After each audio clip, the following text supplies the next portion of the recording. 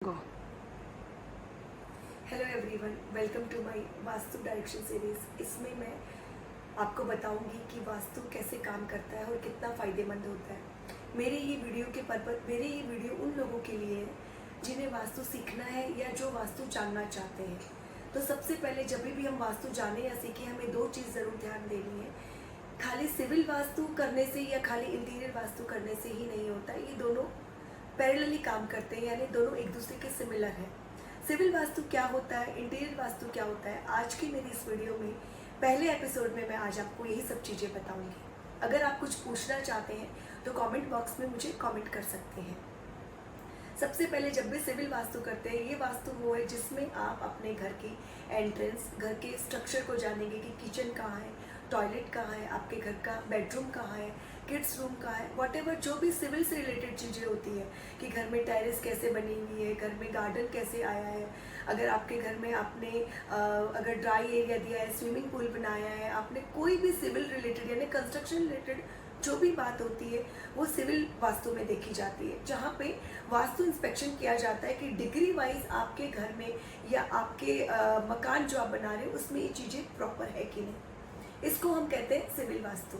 अब इस वास्तु में हम ध्यान देते हैं कि घर में अगर आप किचन बना रहे हो तो गैस कहाँ रखनी है, उसके अलावा आपको टैप्स कहाँ बनानी है, किचन में पानी का एरिया कौन सा आना चाहिए, बाथरूम में पानी का एरिया कौन सा आना चाहिए।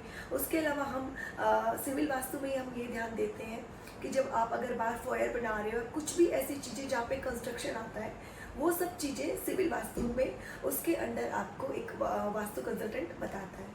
ठीक है, मैं उम्मीद करती हूँ आपको ये चीज़ें क्लियर हो गई। अब हम बात करेंगे इंटीरियर वास्तु की। मोस्टली लोगों का मानना है कि हमने हमारा घर वास्तु अपॉइंट करवाया है, क्योंकि उनके हिसाब से उन्होंने सिविल वास्तु यानी घर की एंट्रेंस देख ली, घर की डायरेक्शंस देख ली कि कौन सी फेसिंग घर है, किचन की दिशा देख ली, रूम्स की देख ली या मंदिर की देख ली, और उनको लगता है हमने पूरा घर वास्तु अपॉइंट करवा लिया। नहीं, ऐसा नहीं है। जब आप इंटीरियर वास्तु करवाते हो, मेन काम आपका यही से शुरू होता है।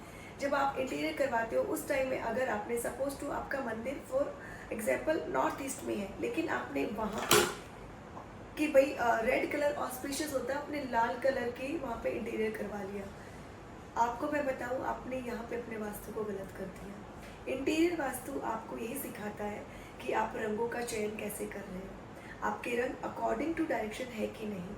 प्लस इंटीरियर वास्तु आपको ये सिखाता है जब आप रूम बनवा रहे हो तो आप एक सूदिंग जगह देख के बेड बनवा रहे हो, कबर्ड्स बनवा रहे हो, या वहाँ पे जो भी डेकोरम में बनवा रहे हो, लेकिन आपको पता है कि आपके रूम में डायरेक्शंस कौन से कहाँ क्या वर्क कर रहे हैं। फॉर एग्जांपल आपने कहा साउथ वेस्ट में हमारा रूम है, मास्टर बेडरूम है।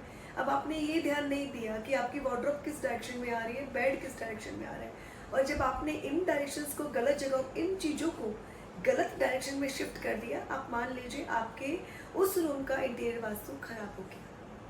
क्यों? क्योंकि आपने जहाँ पे जगह को हैवी करना था उसको लाइट कर दिया, जहाँ पे लाइट करना था उसको हैवी कर दिया, फिर आपको उस जगह के रिजल्ट नहीं मिल पाते हैं।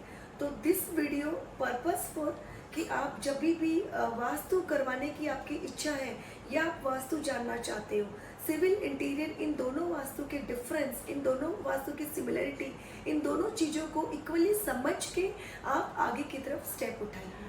नेक्स्ट वीडियो में मैं आपको मेरी इस सीरीज़ में बताऊंगी एंट्रेंस का सिविल वास्तु और इंटीरियर वास्तु कैसे किया जाता है।